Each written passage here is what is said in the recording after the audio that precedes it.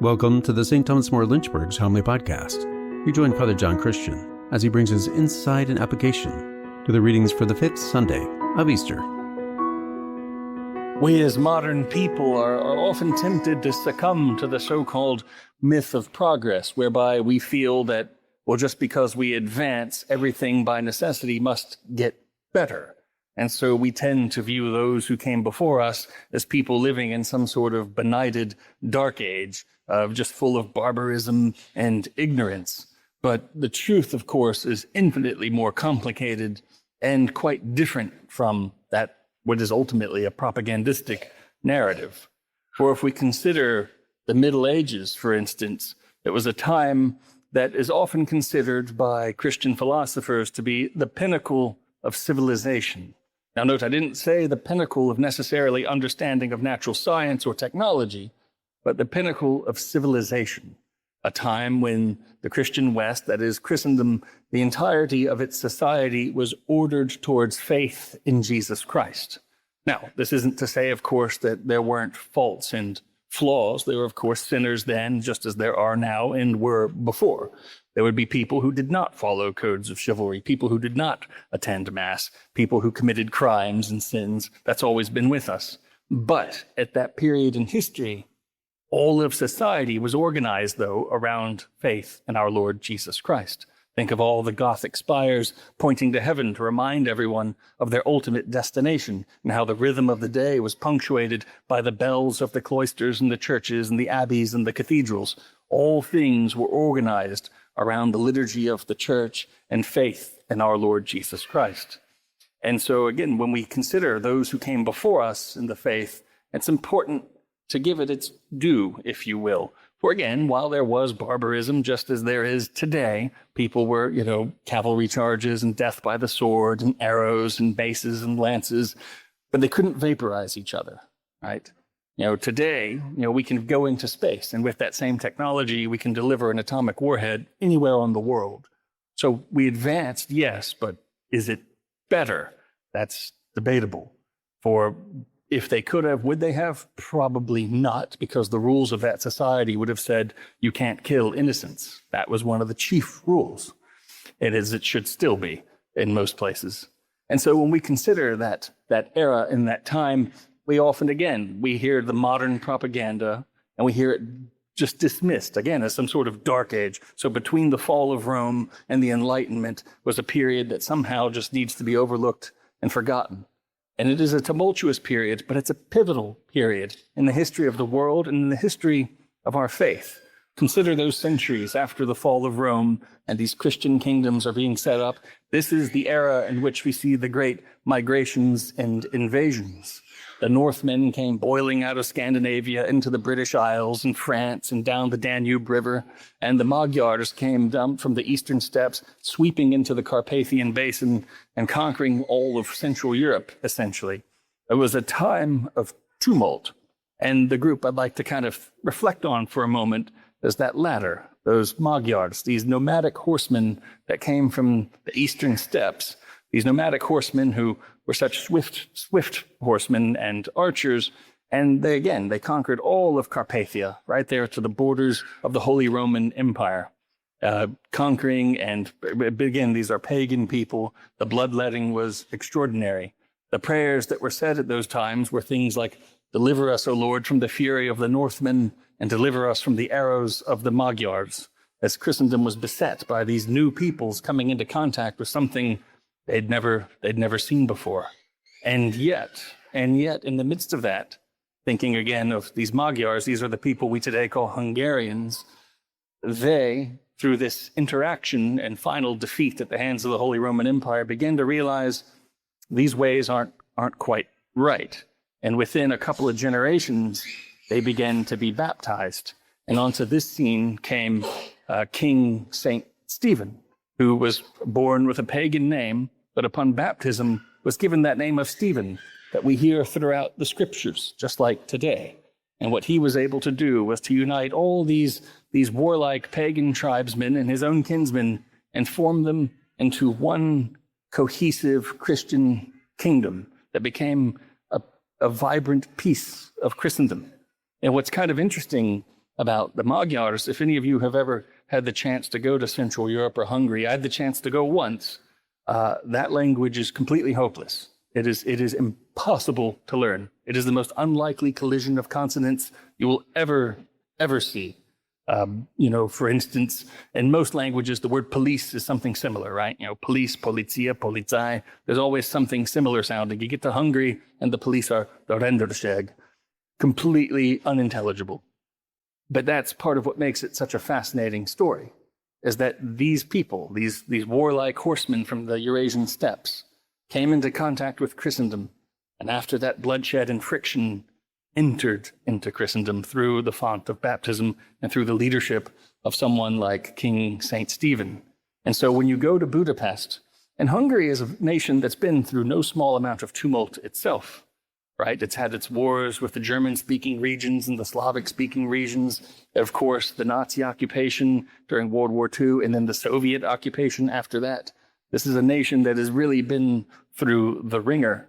But when you go there to their capital city of Budapest, right there at the end of that Andrássy Boulevard, you see the Basilica of St. Stephen, a church that's been bombed out and burned more times than can be counted, and yet rebuilt.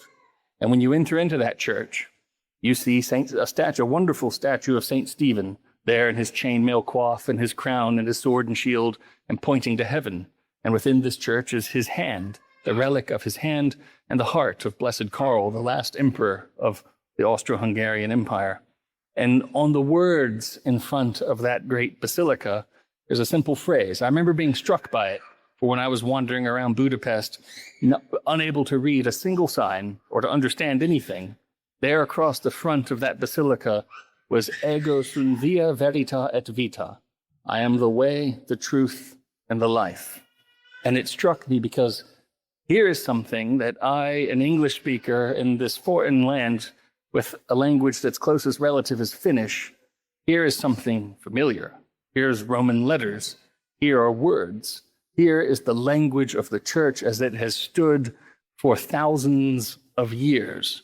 These warlike Magyars, now known as Hungarians, adopted the faith, embraced the faith, and it was a moving thing to see this church that stood that test of time. In spite of the fascists and the socialists and everyone that's come in between, the church stood. The church that was witnessed to by people like St. Stephen or Blessed Karl or any of the many saints that came out of that region, like Elizabeth of Hungary, take your pick. And so it got me to thinking about really how we speak of the church as built of living stones. And we think of all of our forefathers and ancestors in the faith, all of those who, through the witness of their lives, enabled the succeeding generations to stay in the faith. King Stephen's parents had been baptized, but they were utterly unobservant Christians. It wasn't until he took the faith seriously that Hungary became a stable kingdom. And so looking at those words, and as you heard how our music coordinator, Mark Wilson, talked about using the first Sundays of the month as times to refresh our understanding and facility with the language of Latin, you might be asking yourself the question, why do we have to fuss with this? Why do we have to bother with this? It's like, Father, I just want to go to Mass. Don't make me do stuff. But there's a value for in refreshing this and keeping up our facility with it. We fulfill the precepts of the Second Vatican Council. Or if you look at the dogmatic constitution on the liturgy, Sacrosanctum Concilium, it explicitly calls the faithful to know those parts of the Mass that are properly their responses, to be able to render them in the language of the church. And it's not just an exercise in academics. That's not the point. The point isn't to add another layer of complexity or to add obfuscation or to get so-called secret knowledge and be more Catholic than another through some sort of half-baked or agnostic leanings. Rather, it's because it is the unchanging, immutable language of the church. And it's a sacred language. When King St. Stephen embraced the faith fully, he aligned himself with the West, with Rome. As you know, Hungary's right there in the middle. They could have easily chosen to kind of go Eastern in that direction, embracing the Greek Christians. But instead, he followed the See of Peter. He followed the apostle upon which the church was founded, and he looked to Rome for instruction in the faith. And so there are only 3 languages that were privileged to be suspended above the head of the Christ: Greek, Hebrew, and Latin. As you recall, as we just went through Lent and the Passion of our Lord, as it tells us in the Gospel of John, how Pilate had that inscribed, Jesus of Nazareth, King of the Jews, in Greek, Hebrew, and Latin. And for that reason, these 3 languages are referred to as sacred languages. And so our brothers and sisters in the Eastern churches, like the Byzantine Catholics or the Syro-Malabar Rite Catholics, they all use their own Eastern languages in the liturgy. And us as Latin Rite Catholics, as the name implies, we use Latin in our liturgy. And of course, our Jewish brothers and sisters use Hebrew in their synagogues. And so the value of this, again, is because it's something that doesn't change, right? It's a dead language. It doesn't belong to anybody except the church. The Romans are long gone. As you may recall from the old ditty back in your school days. I mean, at least I remember it because it was horrible in middle school. Latin is a dead language, dead as it can be. It killed the ancient Romans, and now it's killing me, right? St. John Vianney, that great patron of parish priests, as far as I know, I don't think he ever passed a single Latin exam. But that's not the point. The point isn't academic knowledge. The point is that this is the unchanging language of the church, our spiritual patrimony, a sacred language suspended above the head of our Lord Jesus Christ that's come down to us as Western Christians, as Christians of the Latin Rite of the Roman Catholic Church. Again, there's a great book that was put out by Father Gabriel Amorth, the head exorcist in the city of Rome, now of happy memory. And his book was simply titled "The Devil Hates Latin." And the reason being is because it is a dead language. That is, it's not changing. You can't play word games with it. The meanings are established. For example, if we were to call something cool, we probably wouldn't mean that it's cold to the touch. We'd mean that it's pretty slick or neat. You can't get changes like that in Latin. It is settled. And so that's why all exorcisms are performed in Latin. Or for instance, we're already on our 3rd edition of the Roman Missal in English, right? You all remember the changes in 2012 when it went from "and also with you" and "with your spirit." The Latin, the authoritative original text, never changed and hasn't changed since the 500s. And so there's a value in familiarizing ourselves with it because, again, our Lord is an unchanging truth. His love for us and the salvation that he offers is utterly immutable.